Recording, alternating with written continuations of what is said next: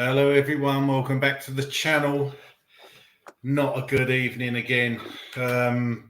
If you're wondering where Chris is, he's just getting out of Chelsea, getting out of enemy territory, and he'll be with us a bit later on.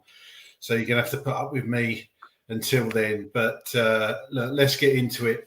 I'm sure everybody's feeling as down as we all are. So without further ado, if you are new here, please hit the subscribe button, drop us a like, leave us a comment, and we'll try and discuss it and pick the bones out of that dreadful performance at Chelsea tonight, with Spurs losing 2-0 to Chelsea again.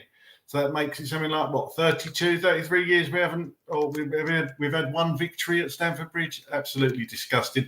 With me to pick the bones out of that this evening is Richard Whitehead. How are you, Richard? How's it going, mate? You all right? It's always great to be on the show.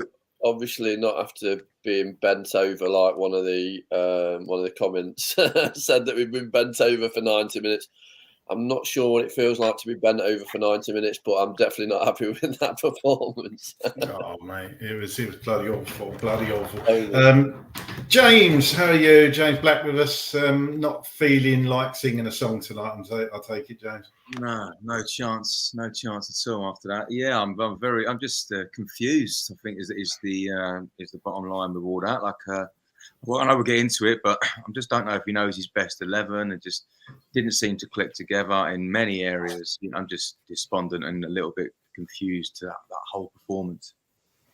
Yeah, absolutely. And Darren, we were chatting during the game. How are you? Well, you know that expression, the players are already on the beach, which you get with like a few games to go. You hear that when people are mid-table or just in the lower halves and they're not fighting relegation and they're not fighting for any Champions League or European place. So they've got nothing to fight for. So hence the expression, they're already on the beach, But we've got something to fight for. And to put up in a performance like that when, all right, maybe fourth is a stretch. But did Villa lose tonight? Only in Europe. When you still got a chance of playing for fourth, chuck in a performance like that is unacceptable. It's just simply unacceptable. You give everything. You give absolutely everything, with a hope of getting 3 points and really pushing Villa and stretching them and putting the fear into them. You don't put in a performance like that. It's unacceptable. It's unacceptable. It's awful. Absolutely. And I thought we'd hit rock bottom after that Newcastle game. But, tonight, it's just... I'm a bit lost for words, to be honest with you, tonight. So I was thinking earlier about what could I say that's positive about that. And probably nothing, for one of the first times, there is nothing. Yeah, nothing. Hopefully we can give you a bit of respite, bit of cathartic relief. Is that the right word? I don't know, because we're all in the same boat, really, is what I'm trying to say. We're all Tottenham fans and we're all suffering. So if you want to vent, then absolutely in the comments, tell us your thoughts, and I'll put a few of them on the screen, as long as they're reasonably clean, I suppose. A bit of keep it clean, keep it respectful. It's not the end of the world, but it does feel quite bad at the moment. Anyway, let's get straight into this. So, Richard, this lineup obviously is remarkable. A lot of changes, should I say, from the Arsenal game. We had 5 changes in total, some forced. We had Vicario, Porro, Romero, Van der Ven, Royale, Bissouma, Sarr, Kulusevski, Johnson, Richarlison, and Son. Now, obviously, he dropped Maddison. Davies is out injured. He dropped Højbjerg. Bentancur was dropped, and Werner was out through injury. So, Richard, let's come to you first. What did you think of that starting 11? Any surprises? Yeah, well, obviously, like James said, I don't think he knows his best 11. That's clear from tonight. And also, you look at some of the desire of some of the players. That first half was diabolical. No pressing the ball. It looks like a shadow of the lineup that we had at the start of the season. I think if you look at the first 10 games of the season, we're looking dynamic, we're looking fresh, we're looking like our desire was wanted to be first to the ball.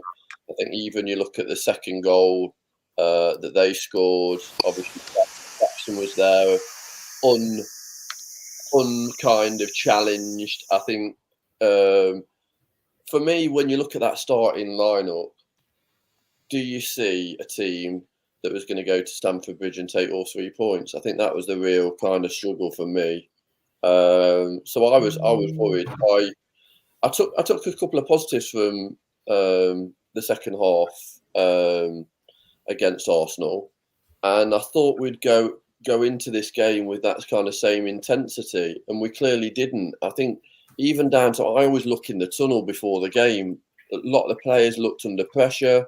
You want somebody to actually grab the other players and say, "Come on, who are we fighting for? We're fighting for the shirt here." And we definitely didn't have that tonight. I think, again, players playing out of position. I think Emerson Royale was he was swamped at times. He was proper swamped at times by not just one player, but like 2 players. And it was just, I think other players weren't helping him out. Yeah, very, very poor performance tonight. And where do we go from here? I think, it's I think frustrating for the fans that are in the stadium. Watching it today on the big screen, again, I could see so much wrong with the team and backward step by a mile. Yeah, absolutely. I suppose I better show the table. I know we all don't want to see it, but for anybody who was thinking that we have got a chance of getting fourth, I think those chances are incredibly slim now. With Tottenham on 60.7 behind Villa and only 1 game in hand, and of course our next game is Liverpool away, which we'll come on to later. But that is going to be a tough, to say the least. That could be 4 defeats in a row. So that's not good at all. And that's the tail of the tape. Obviously, we all know about that. I'm going to take that off the screen because the fact it says Nicholas Jackson scored is really, really upsetting. James, what did you make of that lineup? Anything to add on what Richard said? Were you surprised Maddison got dropped? Well, I'm going to throw myself under the bus a little bit, actually. And I was kind of up for Maddison being dropped, but based on his previous performances and just roughing that up a little bit. I'm with Richard. You look at that lineup and it's so disjointed. 5 changes. Was it 5 changes, I think, since Arsenal, or 4 or 5 changes? I know one of them was forced, but he just does not know his best 11. And that's concerning with 2 or 3 games to go in a season when we've got a lot of them available. One of the things that concerns me more than anything, I'm not going to be upbeat here, is when Ange said in the press conference that he hasn't got the majority to believe in the way that he's playing. I don't know if you saw that. And he said, we've got a few, we haven't got the majority yet. That on top of saying we need to get Romero and put how he's feeling into some of the other players. I think there's been some issues been going on. And I think that we're seeing that in the performances.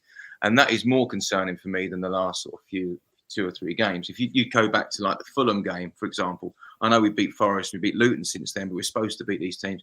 This has been happening for like 5-6 weeks now. And I think the concern for me is that, I don't want to use the cliche of losing the dressing room, but is he getting to the point where he's got like the majority of players are not with him? Because that's kind of what he was saying in the presser. And I'm seeing that on the pitch. And that is the big concern for me. Yeah, Darren, anything to add on that? The team, obviously the only plus side I would say is Mikey Moore was on the bench, which was good to see. Obviously he didn't get on, but apart from that. Yeah. I mean, I wasn't excited is a very strong word, but I mean, I was quite looking forward to seeing Kulusevski in the middle and just seeing what he's like in that number 10 role, and Son back on the left, in a position where he can run at people, because when he's in that sort of central position, he's receiving the ball and he's got nowhere to run. He can't do what he likes to do. He's sort of stuck. So I was quite excited at seeing him back on the left and seeing what Richarlison's got to do, because like I said when we were messaging before, he's getting Kulusevski's getting predictable now. When he came, he was on fire, but now he runs down the right. He hasn't got a right foot, so everyone knows he's going to cut in on his left and play balls with his left foot. It's quite one dimension. So I was quite excited about. I wasn't looking forward to seeing Royal playing left back, I'll tell you that. But I was looking forward to seeing that change. And yeah, I mean, when we start talking about the game, we'll say everything was down on the right hand side, and Son may as well have been in Costa Coffee. He was absolutely anonymous. I mean, what are his stats? He had a handful of touches in that first half. It was woeful. And Kulusevski, when he had a chance to shine, he did virtually nothing. And we were talking in the interval on our little WhatsApp group, and not one of us mentioned Richarlison. Not one of us in that first half. He was anonymous. So, I mean, it just didn't deliver. It didn't work out. Boys, I think from my point of view, I think the dip in form of some of our players has been astonishing. You just look at the levels that players have just like terrible. Like confidence on the wings has dipped. Quality of passing. Højbjerg came on, and I think he thought he was playing American football, not like football. Like he's all over the place. First touch was terrible. These players need to come on, make an impact. If it's not going our way, have an impact immediately.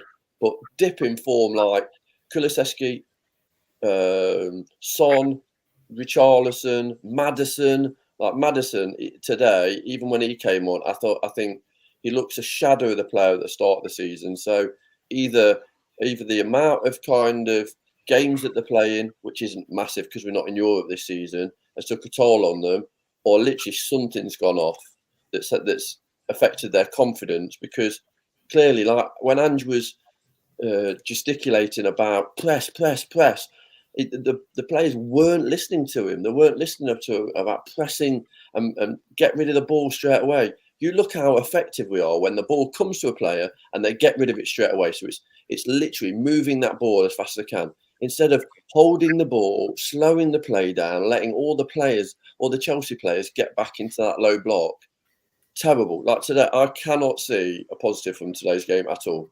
I think that's come from a couple of really bad results. I think that Fulham 3-0, that Newcastle 4-0, especially. I think they've lost their confidence, and then maybe losing their confidence in what they're being told, which hopefully changes. And not having a player up front that can actually hold the ball to take away some of the pressure, because we definitely haven't got that. Sonny can't do that. Richarlison's he's been ineffective or coming in and out of the team, and it's massively effective. Like how he would hold that ball up, win that free kick to relieve that pressure, and then we'd go up the pitch to then have a bit of play up there. But now it's literally it's like five-a-side. It's like pinball a lot of the time. You're right, Richard. I mean, it's for me. I was calling for Richarlison tonight because Son cannot play as a 9, in my opinion. He's much better on the wing. That you're asking him to do a job he's not very good at. He can't head the ball particularly well. He can't hold the ball up particularly well. He doesn't play well with his back to goal. So I wanted Richarlison in there.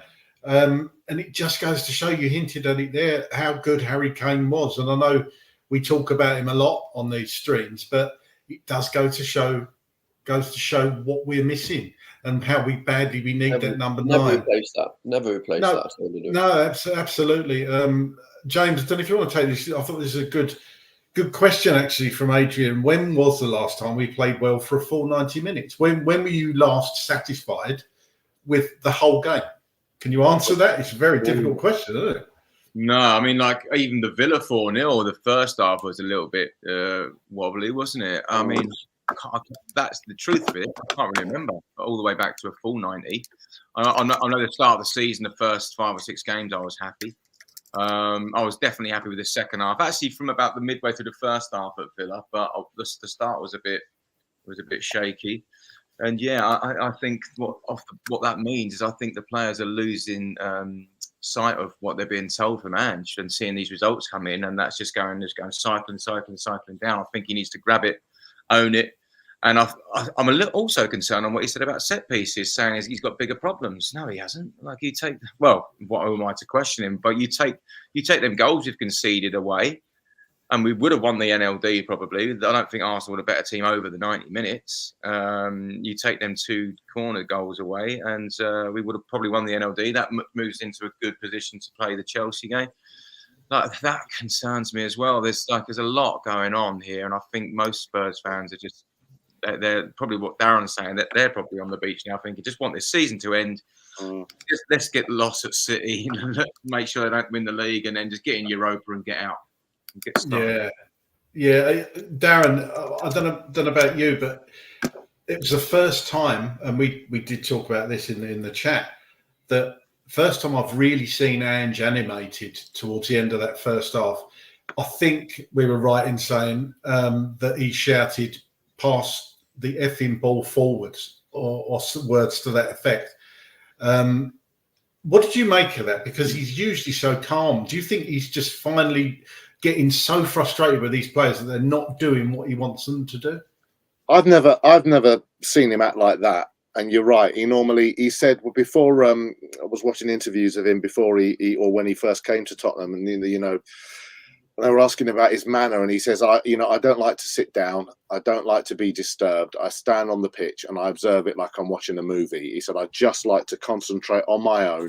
And you never see him sort of run back and seek counsel. He just sort of stands there and observes what's going on. Quite zen, quite calm, quite at peace. And I've never seen that display today. But I'm sure we'll discuss his whole Ange ball, but he's got one way of playing, and he can keep saying the players have got to buy into my play. He says it in every press conference to the cows come home, but at some point surely you've got to adapt your game, you've got to adapt your formation, you've got to change tactics, you've got to do something to stop a flow, an onslaught, because that game was only going one way.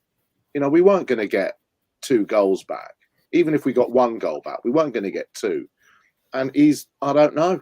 I'm happy with him. I like the way we play, but is he adaptable? Can he change? Will we see him make changes, like complete formation changes when we go a goal down or 2 goals down? I don't know. Even the substitutions today was like, really? You take your lone striker off and bring 3 midfielders on. Like, who's going to get you a goal then? Mary Poppins? I don't get it.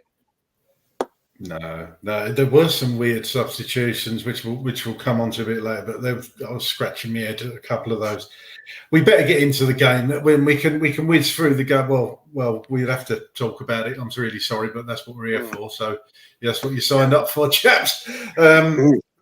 5 minutes, Richard. Let's come out to you. 5 minutes into the game, I thought we started reasonably well, to be honest, and we looked okay for the first 5 minutes, as we do in a lot of games, which is kind of a trait we seem to have fallen into. 5 minutes, Sarr error, and he actually slipped over before this, and Jackson nearly scored. If it wasn't the fact he was such a bad footballer, he would have scored. I think even when we started today, it was more the kind of energy in the players. I think there was still, we still haven't got a finisher. We still don't look that confident in front of goal. I think we always look susceptible on the break. I think you could sum that first half in a couple of sentences, really, and it was woeful. Very static, and not very inspiring at all. I think as a team, we want to see a certain style of play with players that really excite you, and some of the players that had got the heads down at half time. And I think those first 5 minutes, did they show enough? I still don't think they showed enough in that first 5 minutes. I think Chelsea have got a brand new back four. We should be attacking them from the get-go. We should be testing out the keeper, but we don't seem to have any. The last third of the pitch, we don't seem to have any great ideas. Dynamic attacking threat, maybe not. We play one way, and going back to what we said earlier about Ange, it's that's a worry, isn't it? Well, obviously 1-1 at 38. I think a lot of that is mentality. I think it's team mentality. You can change that by playing a certain way. I think if Ange's way is playing one way all the time, you're going to still keep losing. I think you need to kind of win the game sometime, not actually play how you want to play. I think we need to win. We need to. What builds confidence? It doesn't. Oh yeah, we lost 4-0, but we played really well. No, I think we're in this to win games, and the players that we had today, was that the best way to play Chelsea? Maybe not. And I think we're in the first part of games, and this is why we're conceding all the time. First, is our centre backs, who are good centre backs. Clearly, people know we've got good centre backs. But we're leaving them vulnerable all the time. We're literally leaving them vulnerable. First 5 minutes a day, I think we weren't setting up the game. We should have been strong at the ball. We should have been aggressive. And we should have been kind of saying, actually, Spurs are here to play hard today. We weren't that at all. Yeah, we didn't even lay a glove on them, really, did we? That was one yellow card, and that was Van der Ven bringing down Jackson. I think we went away from how we should be playing at Stamford Bridge. And that's kind of really showing them they've got technical players, they've got fast players. We need to be kind of making sure it's a statement. You kind of, that first 5 or 10 minutes, you're pressing them high, you're getting in the back of them, you're making them aware. Yeah, you're making them aware that actually, having shots inside the box as well as just like shots that we had outside the box. We don't test shots outside the box were terrible. We don't test keepers anymore. Paul's right. We don't test keepers. We want to play pretty and walk it into the box. And if you're not giving your striker service, then how are you going to miraculously get a goal? You need to be peppering the goalie and making goalies work. We're not doing that anymore. Yeah, I think because we've not got that central threat as well. That's why. No. If you've got the wingers that can cross the ball, you need to have that threat in the box, and we haven't got that. We haven't got that fox in the box, right? No, absolutely. James, 10 minutes, Madueke foul on Emerson. Was that a penalty for you? I thought it would have been really soft one if it was given. Yeah, no, that for me wasn't a penalty. No, I think we had bigger problems in the minutes leading up to that. But no, that wasn't. That'd have been ridiculous to give, in my opinion. But I think Royal had a torrid time in that half. I think they've definitely targeted that half. I'd like to think that's one of the reasons that Son wasn't performing down that side, but I don't think it's the only reason. But he's used to a doggy being behind him that gives him a lot better service, but a lot more up the pitch, isn't he? But Royal for me was looking very, very shaky, especially at that start, and I think they've targeted that. Yeah, and I did actually feel a little bit for Emerson Royal because he had that Madueke running at him. He had some really tough moments in that game. Palmer, sorry, that was the other player I was trying to think, Palmer as well. So, two brilliant players. But look, 24 minutes, let's stay with you, James. 24 minutes, Chalobah goal from a set piece again. Foul in a stupid position, led to it by Emerson Royal. Again, obviously, the VAR took about 4 or 5 minutes to prove it was onside. Everybody watching it from home could see it was clearly onside. And they were looking at the possibility of a bit of blocking going on Johnson, I think it was, by Cucurella. But it was obviously given. And for me, that wasn't it wasn't a really tough block. You know what I mean? I think that was fair that the goal was given. Bad defending again for you? Yeah, definitely 100%. Like I don't understand why they don't sort of work on the targets that they're going to target. Chelsea are going to target in the box, and then we don't put Van der Ven, Romero, even Richarlison is quite good in the defending of headers. I think he's shown a couple of the corners. We don't put any of them. We put Brennan Johnson over there, and when have you seen him do well in defensive headers? So I think it was. Very, very naive to put that. I think Van der Ven was a couple of players in as well, but the block itself, Cucurella's block, it was nothing. I think if that was given, we'd all been very, very surprised. In truth, and especially that compared to Romero tugging his hair last season. I think it was extremely milk and cheese. But yeah, I don't get it. You put Van der Ven over there, you put Romero over there, you put someone who can defend them sort of crosses coming in. Yeah, and it was, it was just clever play by Cucurella. If Romero had done it, we'd all be singing his praises. So, it wasn't that bad, was it? Come on. Yeah. It's part of football. Darren, let's come round to you. 38 minutes gone. Romero had a header from about 4 or 5 yards out. He should be hitting the target there, shouldn't he? He's had a few over the last 2 games. Absolutely. Very I mean, close. it's point blank range. I mean, it came to him very quickly, but there's no excuse for not hitting the target. Point blank range, and he was 3 feet out? Yeah. I mean, what can you say? And he had quite a few chances, actually. There were loads of chances, actually. Maddison with that nonchalant shot. The Bentancur had a few when he came on. I don't know. I don't know what to say. I can't make. No, it's difficult. It's difficult to say when you're 3 feet out and the goal is right in front of you. That's what you do all day long. Surely, at least get it. It's Ipswich. It was obviously quite a quick chance, but you're expecting your centre back to take that opportunity for sure. And obviously that then the whole picture of the game's changed if that goes in.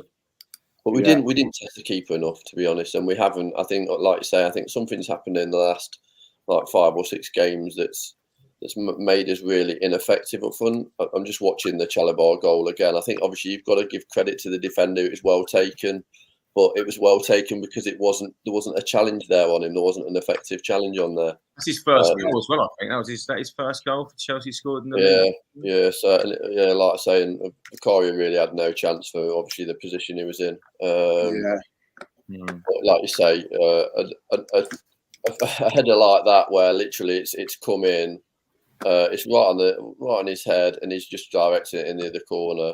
It's probably something that they've worked on. C'est le moment pour Palmer de faire basculer ce match. Palmer, la marque. Sorry. I'm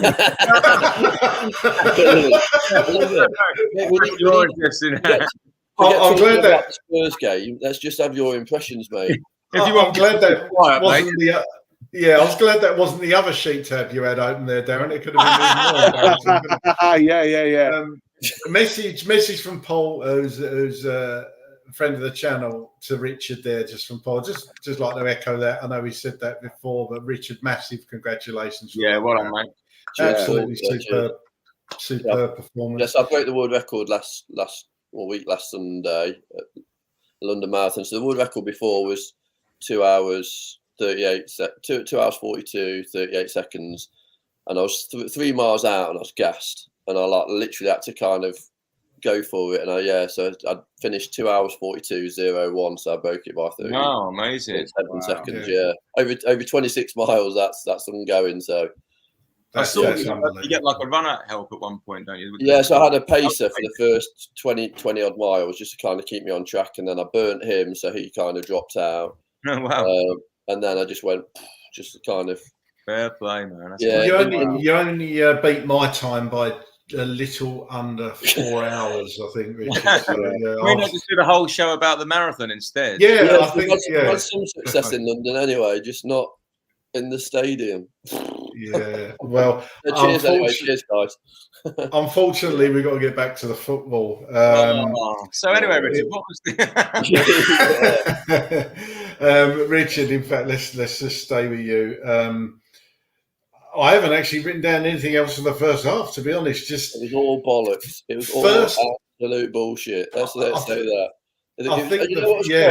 What was great about the first half was when that whistle went, and I could go for a cup of tea and a piece of cake, I tell you, because the first half was shit. It was. And then the second half, expectation was it'd be completely different. Did they get booed? They got booed off, didn't they? I hope they did. God, Yeah.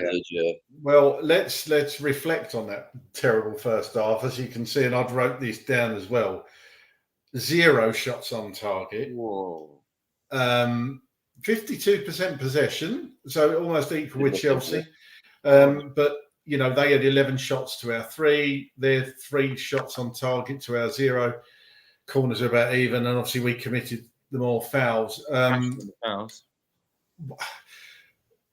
James, other than what Richard said that the first half was shit, I can't really say much more than that because it was, wasn't it? It was dreadful.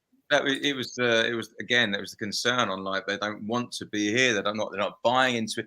The levels of energy, like I hate to bring this up, but you look. There was pictures going around about the Woolwich had up in our dressing room just said basics, didn't it, in big letters? I don't know if anybody saw that, but that is even that is missing. The basics of play for the badge, play for the shirt. Where's the energy? Where's the press? This is Chelsea, one of the biggest derbies of the season, if not the biggest to some people. And we've gone there and just that first half was just abysmal.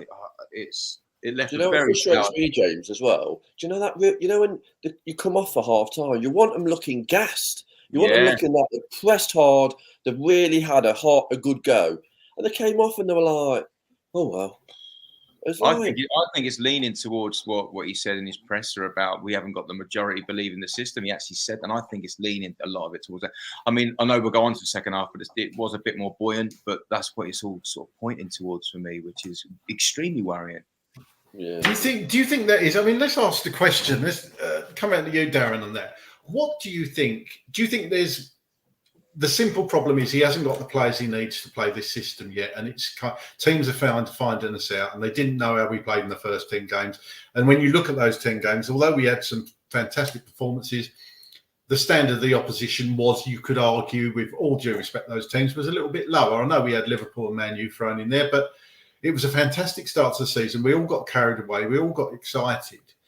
Do you think it's as simple as teams have found us out now and the players that we have got just can't play this system? Or do you think there's more to it? Do you think we're miles away, or do you think a decent transfer window in the summer and we should be back on track? Or is there a bigger problem at this club? Well, we definitely need players. We definitely need to ship out the dead wood, and we all know who they are. We definitely need to get players. I think that you're right. I think the way he plays is basically shit or bust, and we don't really have a plan B. I mean, we saw that tonight. All right, we've got injuries. We've got two of our left backs out. But players are getting found out. You've got, like I say, Kulusevski. He can only play one way. Even the goalie, Vicario, who I like. I really, really do like him. I think he's a fantastic goalie. But even he's getting targeted now, clearly targeted ever since the Man City game.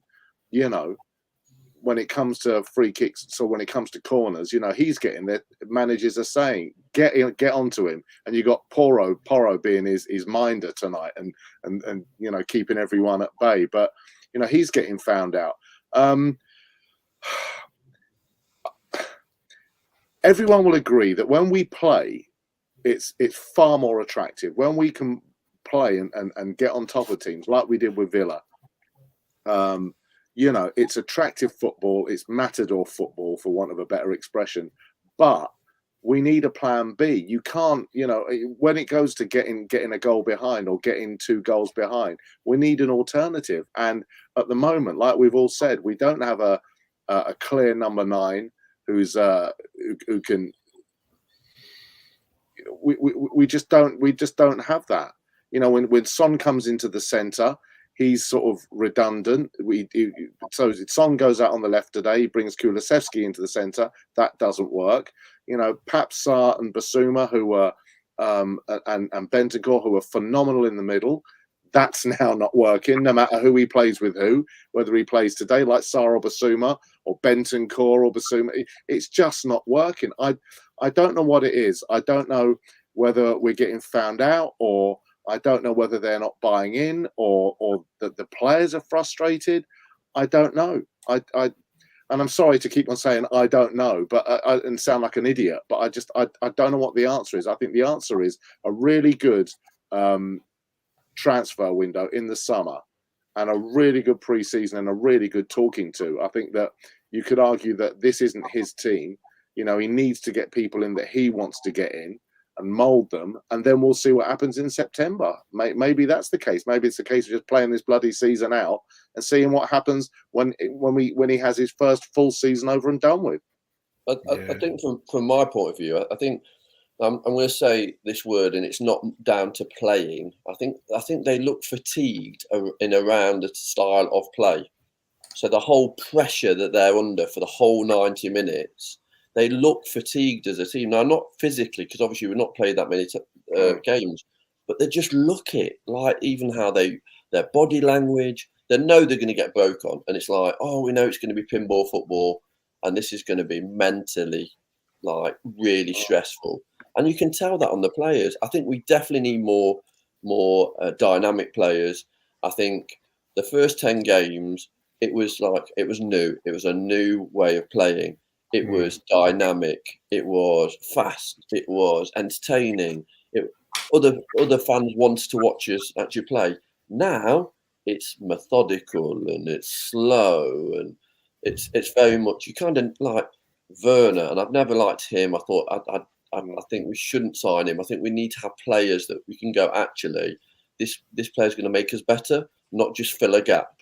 And I think, again, Brian Gill, I think he's not good enough. We need to get rid of him now. Højbjerg, all these players that we've kind of gone, actually, they might do a job for a couple of games. But we want to be having games where we're dominating for 90 minutes. We want to be having really good games. We want to be playing the Tottenham way. We want to be swapping in like for like players. Today, you look at the players that we had on the bench, and you actually go, it looks like if it doesn't work on the first 11, we can swap these players in, and they can have an impact. But it just isn't happening. Something's going on with the mentality of the team that just isn't working. I think to play, if you're playing handball, I know we've used that word a few times, but if you're playing that way, I think if everybody is not behind it, if a few people even are not behind it, it's just not going to work. It's all about the high pressure, isn't it? It's all about everybody putting in as a team, pressing everybody, getting the ball back as soon as we've lost it. And if a few are not doing that, then the whole thing falls apart, and then suddenly you're broke on. I think it's that mentality that's adding into it as well. Well, Chelsea had 14 changes today, 14 players out, and 6 teenagers on the bench, and we couldn't beat them. Yeah. All right, they were at home, and we couldn't even draw against them. It's also one of the worst Chelsea teams for years, and that's a 6-1 aggregate over the season. That's immense. They were all saying before we kicked off that Son was up against what's his face, the teenager, Gilchrist. And, and yet everything in the first half was down the right. He barely sniffed the ball. Why wasn't that? Why didn't Ange say to him, say to the team, give the ball to Son, let him run at this and get crosses on. That's what you'd think would happen. But it didn't happen. He barely saw the ball. Everything was down the right.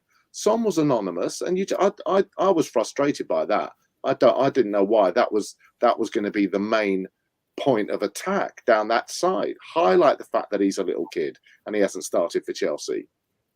Yeah, I mean, Ange has just been talking to the press. He said, we certainly didn't play anywhere near the levels we needed to get a result tonight. The responsibility lies with me to get that right. So he's taken the responsibility there. He said we lacked a real sort of conviction and positive mindset in our football. We didn't really have any fluency, any sort of aggression with and without the ball. He's not shying away from it. He's obviously taken the responsibility, as I say. Richard, for you, is Ange is he going to be feeling this pressure now, do you think? I mean, he's probably wants the season to be over as much as the rest of us to a degree. But yeah, I don't think he's feeling the pressure. I think he understands the actual size of the job now. I think that's the difference where you're talking about some of the obviously managers that will feel under pressure because the results aren't going his way. I think he's now realising that it's not just the playing staff players that he's now going to have to change, but also the mentality at the club. And I've said this for some seasons. It's not just about the players; it's about the mentality. Bringing that winning mentality to a team is hard when you've got a mentality that isn't winning.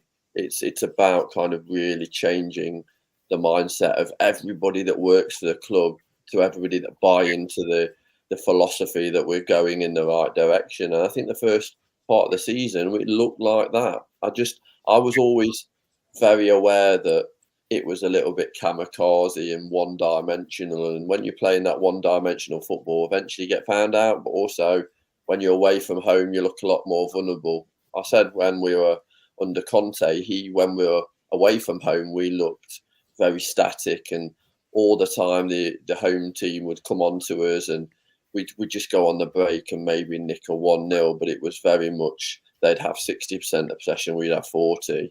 And I think what's happening is that when we're going away, they're literally kind of throwing everything at us, knowing that they're going to get those opportunities. And that's why our away form's been so bad this year. Yes, we scored plenty of goals, but you look at the amount of goals we're shipping at the back, it's terrible. It's worrying, isn't it? Yeah.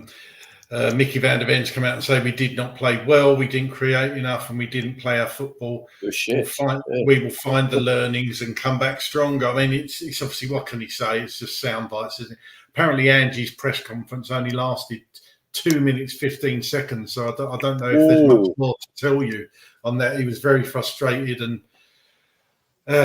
not good, is it? I mean, where have we got back to here? It seems to happen every year, doesn't it? I seem to remember being sat in this chair talking about what a shit show everything had become when Conte had, imploded and got the boot, and then we had Ryan Mason in charge and Stellini.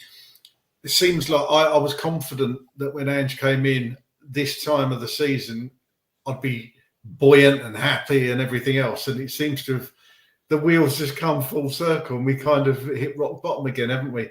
James, come on, give us some positivity. There must be something. It's very difficult. There must be something, though. Okay, I've got one. The way that we're playing, we've got no chance of beating Man City. So that's amazing for me. That means that this season is pretty much going to be 5th place. They ain't going to win the league. Start again. Off we go. Yeah. Well, we need 6 points, two wins. If we can beat Sheffield United and Burnley, dare I say, then we almost guaranteed. They'll both be down by the time we play them, hopefully. Do you know what I mean? So we'll beat them. The other thing is, I'm quite excited about this Lucas Bergvall. Is he coming next season? Of someone like that coming in, like a young kid. And if you're looking for positives, I am not. Well, it's not scraping the barrel. He does look really good. But these are the things that I'm looking at. We can't beat City. They won't win the league. We're going to get Europa. Lucas Bergvall's coming next season, and hopefully a number 9 and a set piece coach. Yeah, I mean, Ange also said we didn't have the mindset that I expect.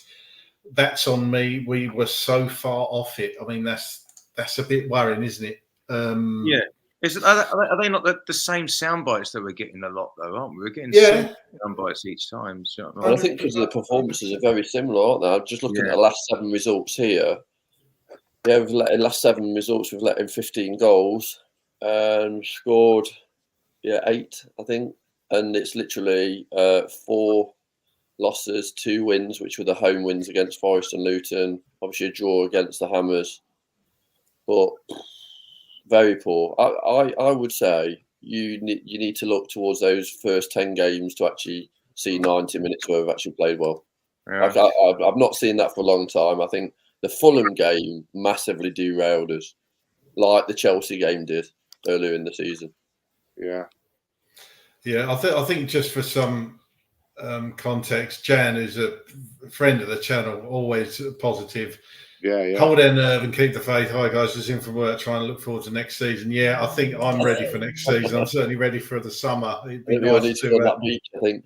We do. I think we definitely need a Spurs chat catch up for a drink in June because I think so. Look, we've got to cover the second.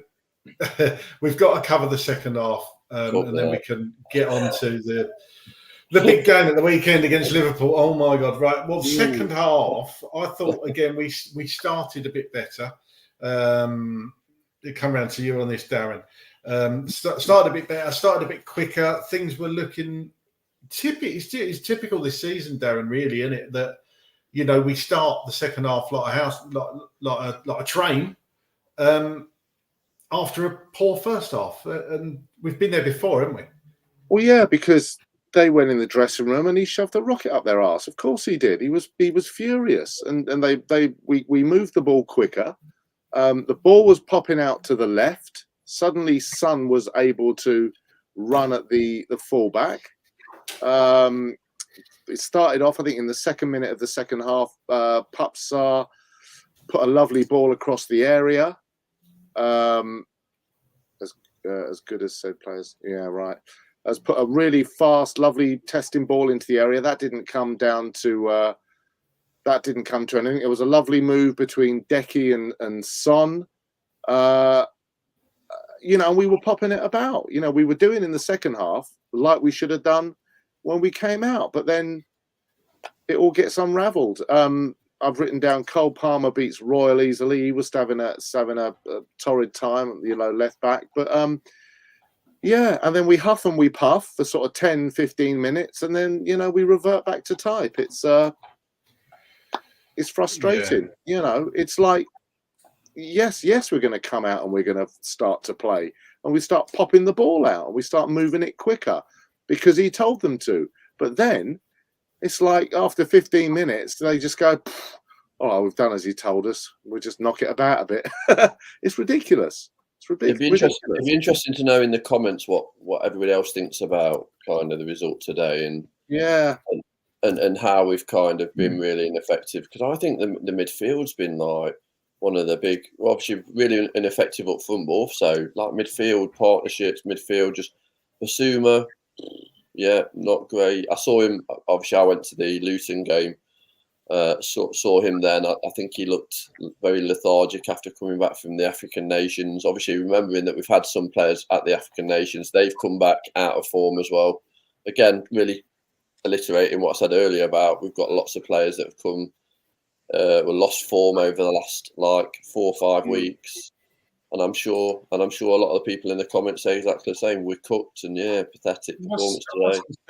Lascelles done so wrong as well. I mean, I'd like to see a bit more of him if nothing's clicking. He's got something about him. He was brilliant, wasn't he, a season or two ago? And he doesn't seem to be getting a chance. He's he third choice now? If you put Kulu in the middle over Maddison, he won't be there. Play him against Liverpool, I think. I was confused by Brian Hill. I thought he was absolutely woeful. Why that is even in Ange's mind? Does he think that he's on the book, so he's bound to give him a sub or two? What's that? That's Brian Hill's just a piece of paper, and he just knock him over. I mean, it was he was awful. Not only the fact that he was just getting knocked around as he always does and bullies because he's a little chap, but I mean just everything, all his passes and it was just dreadful. I don't know why. What was the thought? How could he influence the game? Darren, we'll I promise you we'll come on to Brian Hill and you can I totally agree. Look, we've got to do it. Richard, come round to you. 63 minutes, triple substitution. Højbjerg, Maddison and Bentancur for Sarr, Bissouma, Richarlison. I know Richarlison was a striker, and that's probably a separate issue, so I'd like your views on that. But is it clear to you, as we were discussing in our chat group, that he hasn't got a clue what his best midfield is, and the fact Bissouma, again, was pretty poor, in my opinion? I feel disappointed I'm not in the chat group. That's what I feel. We're just discussing you. We'll have to get Chris to add you. We can get Chris to add you. Don't forget that, please, though. Oh, my goodness. But like we've talked about, obviously there's he's like, juggling balls of players and kind of going, is this player going to click with this one? And I don't see what they offered when they came on, really. I think, again, Maddison was trying shots outside the box. I think sometimes he's trying to win tackles that are 50-50 ones. It just didn't really do anything. He didn't really play the balls in quick enough. Richarlison going off was a mistake for me. I think you need a vocal point up there. Yeah. However well he was playing or not well, he was the one that was chasing the ball kind of, but nothing else really. I think when you look at the options on the bench, we've not got another option up front, and Brian Hill, like you say, was just a joke. I also think the Bentancur thing. What's happened there? Because I really rate him as a player. I think he's a player that can change it. When you've got Bentancur can change a game, then you've got Maddison supposedly can change a game, and Lascelles. You've got 3 players, creative players, but then they're not actually clicking at the team. Why is that? Is that the style of play, or is that how the side of players taking something away from their game? I don't really know, but they're not I being. think what you said before about fatigue, I know that it's mental because we haven't done Europe, but I do think it visually looks a mixture of the not buying the taxi and fatigue for some reason. Yeah. And maybe coming back from injury, we don't know what it's like. They're not feeling the same up to 100% on top of the fatigue, and maybe I don't know. But I think you've got a point with that, Richard, about the fatigue, and I don't really know why it's happened, but it does look like that, doesn't it? Yeah, Bentancur, when he comes on every time, it looks like he's just got out of bed as well. He needs to fix up a bit. Come on, you're playing in the... Apart from our left back situation, and Royal doing a makeshift job, if you looked at that team, like that is basically our core players, bar a couple that can't speak to Chris in the dressing room at half time. That's where he is now. Yeah. He's waiting by the car, isn't he? Like when Mourinho waiting. Getting the shit kicked out of him in the Fulham Palace Road. That's what he's doing. Bar sort of swapping, Bentancur for, a Basuma or Sub. I mean, that is essentially the team that he had at the start of the season. So it's not like we're absolutely riddled with injuries top to bottom. So you're absolutely right to ask the question, why are these players shot now? When we haven't had all the European games that other teams have, like, what is the reason that they are absolutely shot? As far as I can tell, like that is the team that was winning in the first 10 games of the season when we were top. Yeah. James, I wrote down here, Kulusevski, he gave the ball away. Sorry, he committed a foul down our end of the pitch, the goal we were attacking. And I said, he frustrates the hell out of me when he does it. He did it at Everton and it cost us a goal in the last few minutes. We was in a good attacking position. He gave away a stupid foul, gives the initiative to Chelsea. As soon as I wrote that down, 72 minutes, who scores? Jackson. We had a bit of a disagreement. Son got in Højbjerg's way to clear it, or Højbjerg got in Son's way. Whatever way you look at it, it was a stupid foul to give away in a dangerous position. Cole Palmer, superb free kick. Vicario beaten, hits the bar. Good header from Jackson, to be fair to him. But again, another set piece, wasn't it? Yeah, and I think Andrew was screaming at them even the first half, anyway, giving them these needless free kicks away and stuff, especially how bad we are defending them. That's probably why he's so annoyed with it. But as soon as he lined that up, I don't know if every other Spurs fan is feeling the same as me, but you look at this going, this is either going in or close. You kind of knew, didn't you? Cole Palmer standing over it. It wasn't really a big shock. And watching that slow motion, I don't know if you saw it, but people obviously at the ground didn't, but the slow motion of Højbjerg and Son getting each other's ways, they go for it, and clumsy, wasn't it? I don't know why they didn't run back. Someone didn't run back to the line, and rather than just both run into each other, it just seems like a little bit circus, like this whole thing. How that come about for me. But yeah, I mean, when he stood over it, to be honest with you, Cole Palmer he's a decent player. He is a really good player, but that all stems from what you said at the start there, Craig, about just a needless free kick given away again by Tottenham, knowing how bad we defend them. What are you doing? That's absolutely ridiculous. Darren, coming on to your topic you were discussing, 78 minutes. Gill for Johnson, I've just written here, wow. So why did Ange bring on Gill? Why didn't he, even if he was that desperate, didn't know what to do? He could have thrown Mikey Moore on, I suppose, couldn't he? But perhaps that's a bit of a cauldron to throw him into, the lad. He's only 16. I don't think Johnson was particularly poor today. There were a few crosses where his accuracy left a lot to be desired. But, in the first half, he was one of the few players that was, the ball was getting to him and he was making an effort down the right-hand side. I was just reading the comments in the chat when I deemed to say what the bloody hell was he doing bringing Hill on, and a couple of people thought I was being a bit cruel, but I just don't think he adds anything. I mean, I will hold my hands up and allow you to rinse me and give me a counter argument. But I mean, he lost the ball numerous times. He made a few silly passes that didn't go anywhere. He gets bullied easily. He runs around with his hair flopping like a madman. I mean, he tries. He's a trier. You can't critique his effort, but he's just not up to. He doesn't. It's not a change where you think, oh great, Hill's coming on, you're going emoji. You know, it's not, you know, he doesn't excite you. Like when you see him warming up, it's not like, okay, here we go, because you can't get up for that. And I'm sorry, you know, you just can't. And the performance today, when he came on, he didn't do anything. He flatters to deceive. He reminds me of remember Lewis Holtby? Mm. Yeah, he used to run around like a blue ass fly, didn't he? And not really do any much. One of young George Harrison. Yeah. I mean, you know, blackbird singing in the dead. I mean, maybe if he were to get out his acoustic, you know, maybe we'd have some joy. But yeah, Darren, what's your views on Kulusevski at the moment? And were you surprised he stayed on? And do you think he's definitely lost form, hasn't he? What do you make of him this season? When we signed Bentancur and Kulusevski from, was it Juventus we got them from as a pair? Yeah.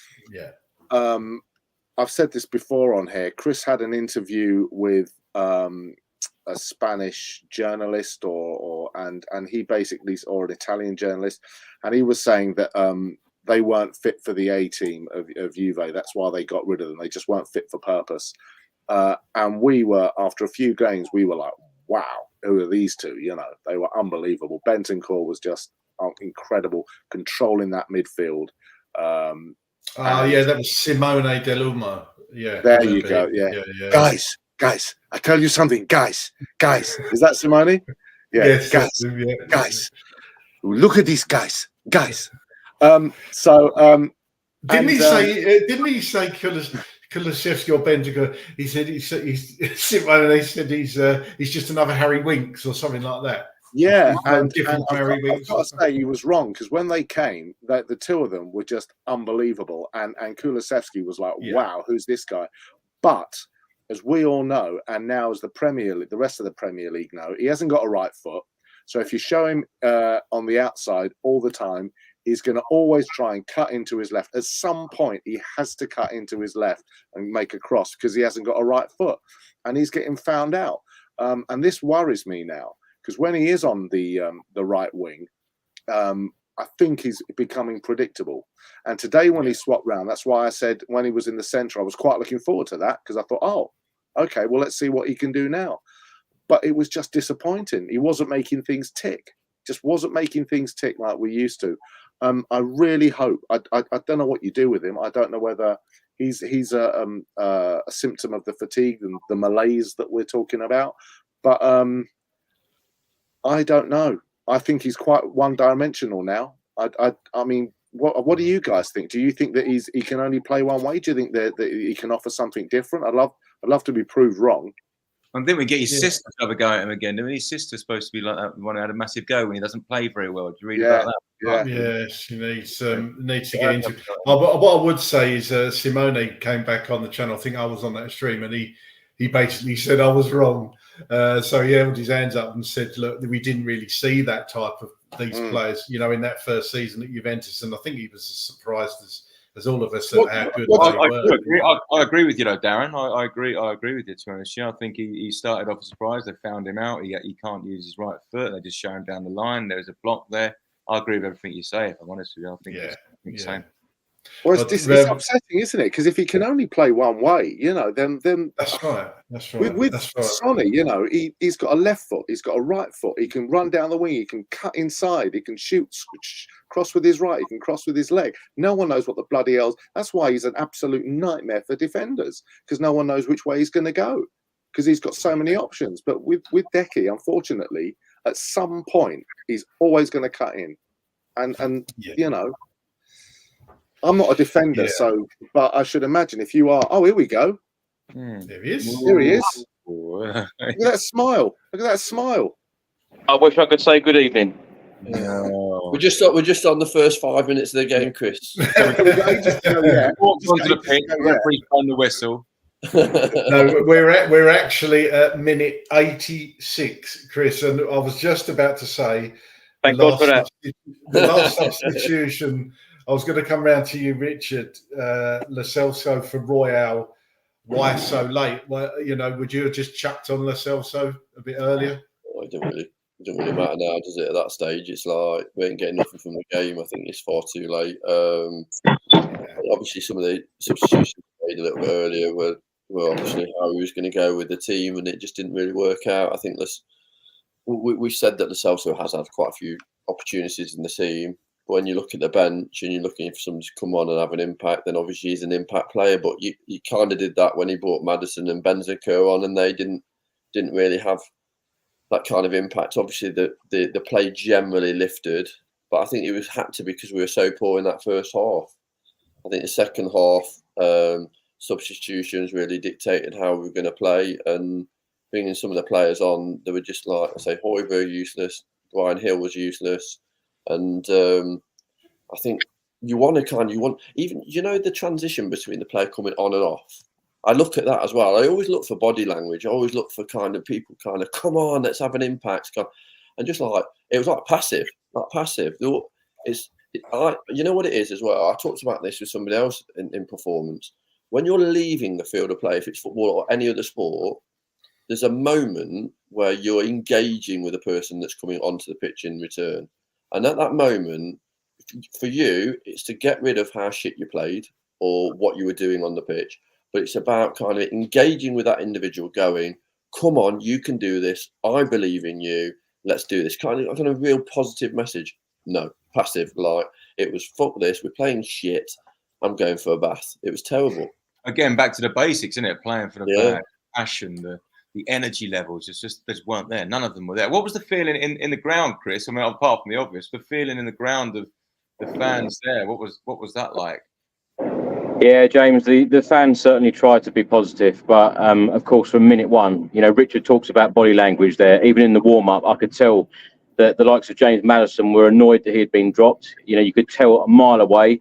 The body language seems to be very different. That's what worries me, actually, as a Spurs fan right now. These last few games, Postecoglou in the last couple of days has been complimenting Christian Romero. I wonder how that has made everyone else feel. To say that he is more advanced than any other player in the squad because he's won the World Cup. He has actually come out, I don't know how much of this you have discussed, if any, but Postecoglou in his press conference that only lasted 2.5 minutes this evening said that it's on him and he needs to go and have a look on how he's setting up the team. Now, that is going to be mixed messages again to the whole of the squad because, he said in the press conference in the embargoed section that come out today, but it was recorded yesterday, that some of the players are not buying into his system and what he wants to do at the football club. I tell you what, this is an absolute mess. I can't believe, actually, we are in May with a couple of games to go in the season. This is when things were meant to be coming together. This is when things were meant to be good and all of us feeling good about next season. And, it does look like we're going to get a Europa League spot. So, I get all the context that people have and the positivity that people have, but at this stage of the season, things shouldn't be like this. And the way that we've changed the midfield in a game like this, a London derby. Ange Postecoglou has come out today and said that his players weren't up for it today. Up for it? How can you not be up for a London derby? Chelsea, we have won once there at Stamford Bridge. I've had to put up with Tottenham get battered everywhere they go again. I'm absolutely sick of it. I'm sick of going to Stamford Bridge and having below par performances year after year after year. Different players, different managers. We talk about mentality. It is year after year after year. This is simply not good enough. But I think that as you asked, James, about the feeling inside the stadium, a lot of people left at 2-0. People felt that Spurs were not going to come back, and you cannot keep playing the way that we do in those first halves and then expect to come back in the second half. Ange Postecoglou, as you've probably seen on the TV, he was absolutely furious, and rightly so. Basuma, I felt like in the first half, he felt like he had so much time on the ball. You can't get that much time in the Premier League. Move the ball. What worries me as well is the fact that he does not have a clue who the best 11 is. Yeah. We don't know as fans. We can't even guess who the starting 11 is going to be because it's impossible. And it's impossible to know at the moment who the best midfield trio is. We've had about 25 to 30 trio combinations in the Premier League this season. So I'm really unhappy as a fan tonight. Really, really unhappy. And it's funny because I'm at Liverpool Street now, and I've come from Chelsea, obviously at Stamford Bridge, to here. and listening to the fans, they actually felt like Spurs were going to batter Chelsea this evening.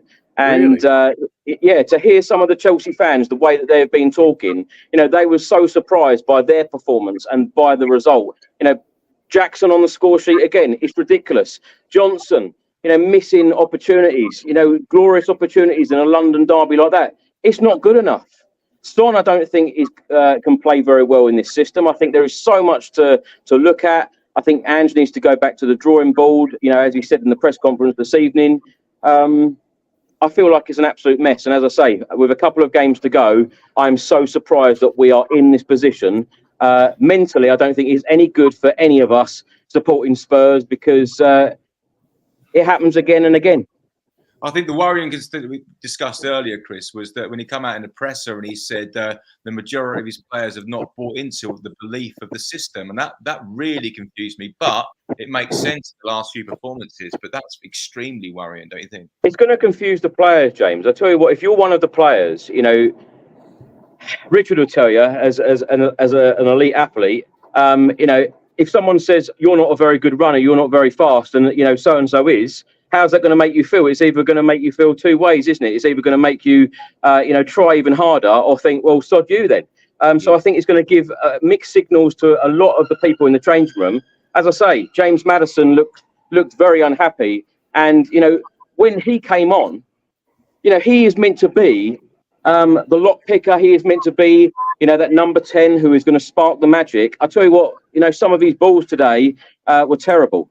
And, to come off the bench to try and show that you should be back in that starting 11. I tell you what, I wouldn't play James Maddison at Liverpool either. And that game really worries me because 3 defeats on the spin at the moment. The players don't know whether they're coming or going. Ange Postecoglou has given uncertainty to the players and the fans this evening, which, as I say, I'm very surprised about at this stage of the season because we're meant to be looking forward to the project, the rebuild for next year. And I tell you what, it's put an awful lot of doubt into everyone's minds today. Chris, I think what we said earlier was like how alarming the drop-off in some of our players' performances have been since the first 10 games. But also you look at the chances that we're not creating in the games as well. And 2 penalties all season. That's for one. So that shows that we're not in the box kind of moving the ball around, committing the defenders to make those decisions. Yes, we've maybe not had some of the decisions that we deserve. But again, we're not taking those opportunities that we would have in those first 10 games. We're not shooting. We're not having the confidence to actually go for it until then. Some of the players are shooting from like 35 yards, which is terrible, like Højbjerg, Benzema, Maddison. Rich, there were some periods of the game today where we looked absolutely clueless. And I'm thinking, have we got Nuno Espirito Santo down there again? Because that's how I felt under Nuno. No disrespect for him. I'm sure he'll do a great job at Forest. But, for us, under Ange, and like you say, those first 10 games when we're playing the ball forward, free flow and attacking football, we haven't seen that for some time. We're losing games, set pieces yet again. Even for the second goal, where's the reaction? Where's the reaction? It's come off the bar and they are the first to react again. And I tell you what, we've made Chelsea look superb tonight. We made Chelsea look like a team who's in the top 4. It's the other way round. And I hate the fact that we go away from Stamford Bridge year in, year out, once in 34 years. If you're going to have some passion, show the passion in a London derby like that. You don't need your manager. You don't need Ange Postecoglou to tell you this is a London derby. You don't need the fans to tell you this is a London derby. You should know it's a London derby. You should know how important it is to give your absolute all. And we didn't see that today. Set pieces again for both goals. We're not, like we said earlier, we're not even testing goalies anymore. We get up to a point and then there's no shots outside the box. And the accuracy now, as we saw today, the actual accuracy of the shooting is woeful. James Maddison was slap bang in the middle of the goal and he blasts it over and then, shakes his head. Like when we do shoot, there's no accuracy. We're putting balls across the box. No one's at the end of them. It's like we want to play tiki-taka and walk it in. And you need to... I just don't get it. We need to be testing goalies. It's like we're not even testing goalkeepers anymore. And we're doing that without a number 9 that's decent as well, I think, as well. And taking Richarlison off, that just confused the hell out. That says it all for me, though. When we're all moaning about the fact he took Richarlison off, when Richarlison, and I've said on here many times, he's not the answer, you know, but he's the best at what we've got in that position. I mean, point from Stephen here. I don't know who wants to answer this, Richard. Has Ange lost the dressing room? Do you think there's an element of that? I don't know. I think it's obviously confusion, isn't it? There's a lot of confusion that obviously he's trying to utilise the psychology of sport to be able to get a reaction from the players. And I think in some respects, it's backfiring because he's saying one thing and doing another. And then because he's quite passive when the actual game's on, he's either doing nothing or then, like today, being very aggressive towards the players. I think it sends mixed messages for me.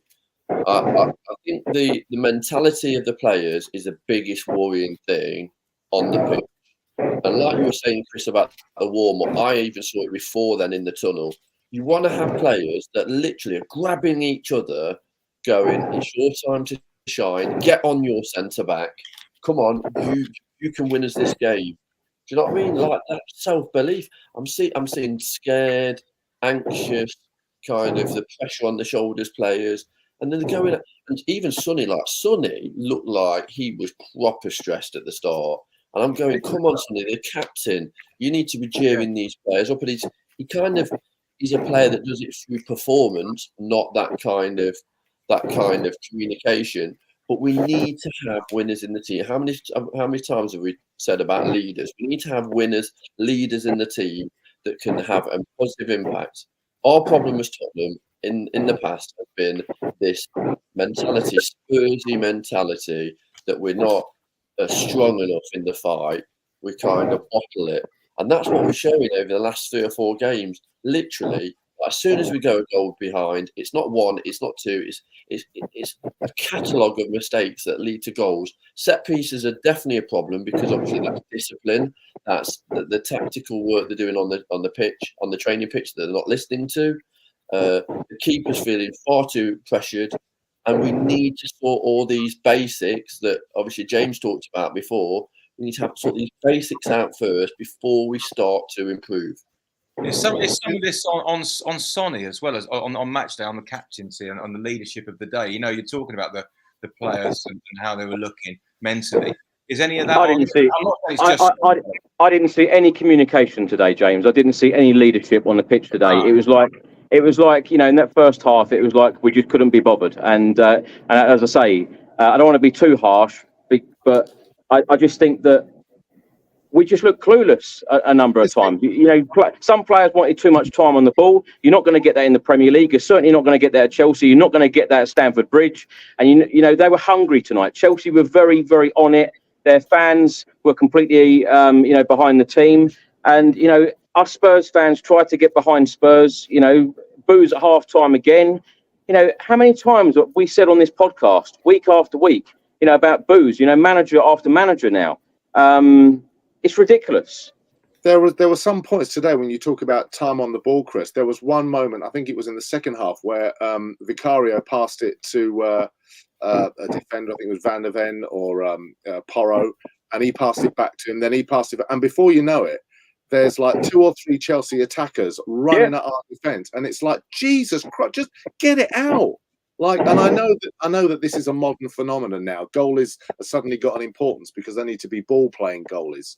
Do you know what, Darren? We've become a team that are very, very easy to play against and very predictable. And that is the worrying thing for me. And as I keep saying, it's very worrying at this stage of the season because, you know, I said on the podcast last night, had those first 10 games been the last 10 games, people have had a lot of encouragement. But because it's the other way round and everyone now every fan feels like we've been found out. And even Ange is now questioning himself. A couple of games away from the end of the season, he is questioning the way he sets up the team and the way that he is tactically, running the team. That is worrying. You can play that way if you're Celtic and your only opposition is literally Rangers and the whole of the league is cannon fodder. I mean, like I said, no, I think it's like 1984 and Aberdeen, the last team that's bloody won the apart from Rangers and Celtic. So, and you can certainly do that in Japan when you, not that I know the J League, but you're the best team in Japan and the rest are cannon fodder. You can't play like that in the Premier League because, like you say, you will get found out. So to have a one-dimensional way of thinking without being able to, it is worrying. Like, at certain points, you need to change your tactics. You need to think plan A isn't working. Let's go for plan B. And even if substitutions are your plan B, today was worrying because the substitutions were baffling. Ineffective, yeah. Can I go around and ask every one of you? I don't know whether you've done this already, but can I go around to every one of you and ask about your confidence in Ange Postecoglou? Have you still got the confidence you had earlier on the season now? James, let's start with you. I'm going to sort of play devil's advocate a little bit on this, only for one reason. And the one reason is, like he mentions that every club he's been to, after one season, he's questioned, he's thrown things at him, and then the next season is when he starts and kicks on. Now, I'm fully aware there's a huge difference from what Darren's saying between the Scottish Premier League and the Premiership. I'm fully aware of that, and I'm with you guys on that. But the fact that is in the book that he's written, but that he said about every season that he has the first dodgy season, everyone questions him, then he comes back. So, and I do think that maybe, and Richard touched on this a little bit as well. I do think that it's not that he's lost the dressing room when someone asks that. I do think that it's confusion. I think there is a little bit of confusion there, which I think is a little bit easier to get over. So there's worrying aspects of that for me, but there's also that I've seen patterns before. Other clubs where he's managed where he does have a first dodgy season and comes good in the second season. So I think it is still there, but it's hanging by a thread at the minute. Having seen the last few performances, I think. I mean, I'm not comparing him to Ferguson or Klopp, but Ferguson's first season, Klopp's, Harry Kane's first season, he couldn't get a goal in August. Gareth Bale couldn't score for love nor money. Peter Crouch couldn't score in a, so I do think that let's get this season out the way. Let's get hopefully a Europa League place. Let's kick on. Let's get rid of some dead wood. Let's buy some players and let's judge him at the end of next season. Let's fast forward a year and see where we are. But I think that maybe he's gonna, go on the plane to wherever he's going on a holiday, back to Australia, and think, wow, right, okay, that's done. Let's work out. So let's give him the benefit of the doubt. And even though we've been criticising and saying that maybe he's one-dimensional and we're getting found out, let's give him the benefit of the doubt. And let's say this is his first season, and let's hopefully this is, we can kick on and get the players he wants, and maybe learn, and we hope learn from this season and realise that there's more than one way to skin a cat. You can't just go, otherwise you're a Bielsa. Look what happened to him. Everyone was saying to Bielsa, about Bielsa's style of football as they are to Ange. What a fantastic, entertaining, wow, whoa, no one knows what's going to happen. And Leeds were scoring goals for fun and they were getting battered for fun. So we don't want to be that team. And also the first year of Arteta and Klopp, everybody was shouting for them to be sacked. He had a horrid Arteta when he first joined Arsenal. We were licking our lips. We were going, I hope this guy's great. Back the manager, but then I do share the same worry as every Spurs fan of this one-dimensional, no plan B. That has to be looked at. Yeah, for me, it's I'm certainly not calling for Ange's head. I think we can't look. Conte was right. Somebody put it in the comments there. We can't keep sacking managers. I said last night on the pod, the last manager who was here all season for a full season was Pochettino. We haven't had one manager in charge for a whole season since the 2018-19 season. We can't keep swapping these managers. And we have to stick with Ange and stick with this process. Yeah. Sorry, Craig. Can I just say, because I think people might have taken it wrongly. Certainly, this viewer, clueless questioning him too soon. Absolutely clueless. We aren't questioning. Well, Ange is actually questioning himself. So we're a podcast, so we actually see it from both angles, and we discuss it. So this is why we're on this podcast. So we're not calling for Ange to be sacked, or we're not calling him to walk. We're very much behind the manager, and we want this to work out because, of course, we're Tottenham Hotspur fans. Sorry, Craig. No, that's fine. Where was that? Yeah, so we can't keep sacking managers because we've got to put trust in this guy and trust that he's going to sort it out. He's had 2 transfer windows. We was all excited last summer about the players that came in, not so much when we lost Harry Kane, obviously. That's never going to be happy. But then we were one of the only teams to buy players in January, bought in Dragushin, got Werner on loan. I thought that was a reasonable window. We've got to trust this guy. It is a bit worrying that he's starting to question himself because he's turned around and said many times, I'm not for changing. And to see a manager come out and say that, well, perhaps I might be wrong, is essentially what he's saying. Is he changing because he thinks, this is the question, Richard, I don't know what you think of this, but is he questioning that we can't win anything with this style of football in the Premier League? Or does he think he just hasn't got the players at the moment to win anything with this football, but he still actually believes in his process? But I also think it's a good thing that he's thinking like that because it shows that he's willing to change. He's with that kind of we're only playing one dimensional was the message that we were all getting initially. Well, I think if you talk to anybody that's seen the team play live or watched all the games like we have, you'll see how naive we are when we haven't got the ball. We are so naive when we haven't got the ball, and that's the thing that needs to change. There needs to be a switch up. Yes, it's great attacking in numbers and flying forwards, but as soon as we lose that ball, then we're either pressing to win it back or getting back to have numbers behind the ball. The problem is, like today, how many times was it the switch out wide and then it's 2-on-2? It's 2-on-2, so it's 2 attackers against our 2 centre backs, and then we're always going to have problems, either giving away free kicks or they're going to have, obviously, shots on goal. For him to actually say that, I think, obviously, what's happened is he's seen something in the last 7 games that's really switched his mentality around, maybe, that he needs to adapt to the Premier League and play a certain way in certain times of the game and then also switch up. But that's then something that he needs to work on the training pitch to then enforce these behaviours. And again, this is a big thing. The behaviours of the players needs to improve, and that's either tactically, physically, mentally, to be able to deliver the performance he wants. Now, that's one thing I would like him to do more of. Actually tell us what that performance is going to look like. Is it going to be this Ange ball all the time? Or is he, when we're 2 or 3-0 up, are we going to kind of stick to that and then play that kind of possession ball?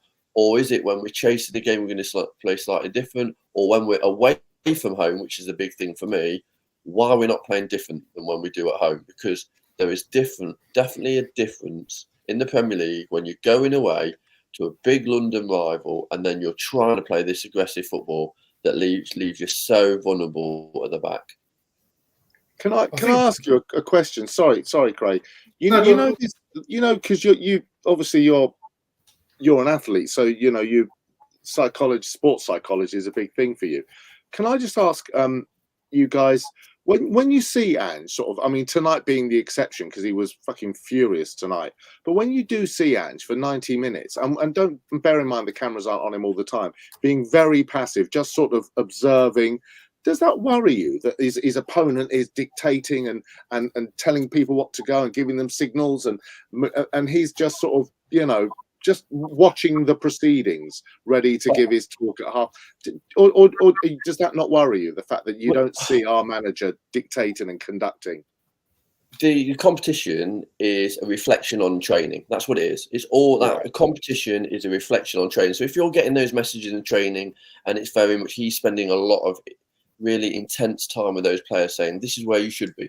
And clearly today they weren't in the right mentality. You could see that, and he was really aggressive. And I think what happened was he literally had that kind of snapping, and he literally went for all the. It wasn't just one player; he went for 3 or 4 at the same time. So clearly, as a team, they weren't working together. Now, again, he's clearly a coach. Sorry, a manager that has coaches that he trusts, that he gives them the information, and then the coaches reinforce it with the players, and then the manager will set the team up how he wants. Now, I would worry. The thing that I'm worried about today is not has he lost the changing room, has he lost the ability to have that impact on the players in the game time environment? Yeah, mid-game, exactly. Yeah. That is the thing that I'm thinking. When you completely go from this passive individual to a very passive aggressive, that's completely opposite. If he was pulling a player over and going, look, Johnson, you need to be more on the line. You can have more time with the ball there, and then take these opportunities. That would be more, for me, that would be more reflective of his demeanour, instead of literally shouting down the players in a packed stadium where he's not being heard anyway. That's a very aggressive mannerism. Richard, I heard him. Did you? I heard Ange Postecoglou shouting. You could hear him from the away end, and the main thing he was shouting was stop passing it backwards.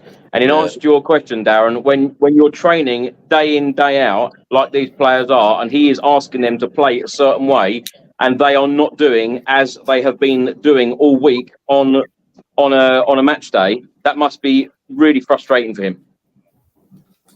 So is it on the players as well? Obviously, it's a mixture of everything. Of course it is. Yeah.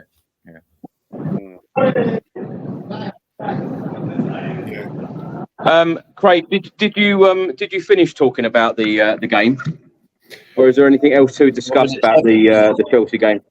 No, I think we kind of covered most of it. As I say, it was just the Lo Celso substitution was the last bit, and that was it. So we've kind of covered it, mate. Yeah, on to Liverpool, I suppose. I suppose that we should go round and get everyone's score predictions and what you think Ange Postecoglou is going to do for the Liverpool game. How many changes? Because I know you probably discussed it all. 5 changes this evening. I just, I know he was going to make. Well, I thought he was going to make 1 or 2 changes, but 5. It just seems a lot to me in a game like this. You go from playing Arsenal at home to then playing Chelsea away. The amount of changes that he made. I haven't got a clue what he's going to do on Sunday against Liverpool. I just think that it's going to be another extremely difficult game in the Premier League, and it's going to be interesting to see how we do set up. Rich, let's start with you. What changes do you think Ange will make, and give me your score prediction. So I think he made mistakes with the starting lineup, which I said earlier, because obviously the momentum that we had after the Arsenal game, I think he's lost that. And I think the fans have lost that kind of. I think even in defeat, you can get positives. And I think from the Arsenal game, even though it was very frustrating as a fan, I saw a shining light from that. I saw kind of, well, if we take this forwards, we can have a positive performance against Chelsea going into the Liverpool games, etc. I think the Liverpool game is going to be a hard game. If you've watched the recent games that Liverpool have played, a lot of their players, again, are suffering from that mental fatigue as well. Salah's definitely off his game. They look to be playing a different style of play coming to the end of Klopp's tenure with the team. I think we're going to concede, obviously. I'm probably going to go 2-2, but that's a hopeful 2-2. Right. What about you, Darren? I was just looking at the results. I know you're not going to go 2-2. They've won once in 7 games. Liverpool. Just looking at their results now, they've won once in 7 games. So they're not on form. But I'm sorry. I think if we can go up there and get a point, it'll be a good result. Let's put it that way. I just think that we're all over the shop at the moment, and I know that you could argue that they are, but they're at home and we're not, and we're playing Klopp. I think if we can get a point, that'll be a good result. Let's just put it that way.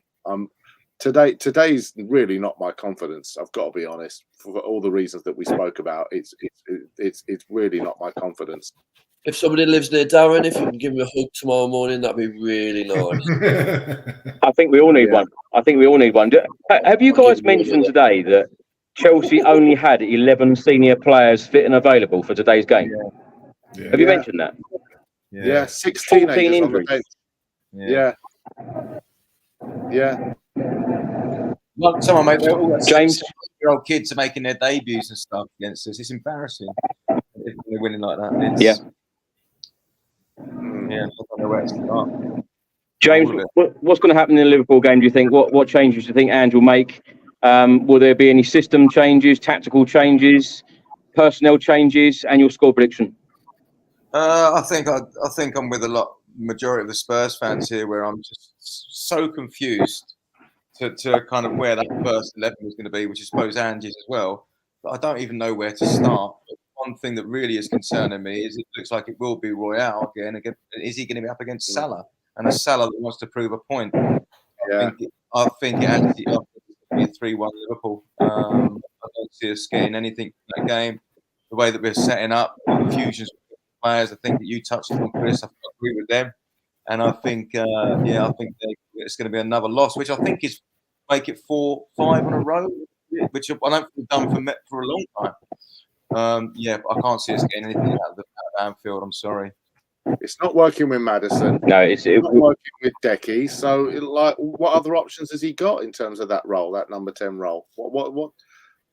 Bentancur wasn't too bad when he came on, and especially when he's knocking the ball and he's getting some possession back and stuff. Some of the old Bentancur was in there. I wouldn't mind seeing him start. I don't think we'll get anything in the game. I think it'll be very interesting because Ange Postecoglou will, of course, have his press conference on Friday ahead of the Liverpool game. So I'm sure that he will answer a number of difficult questions there.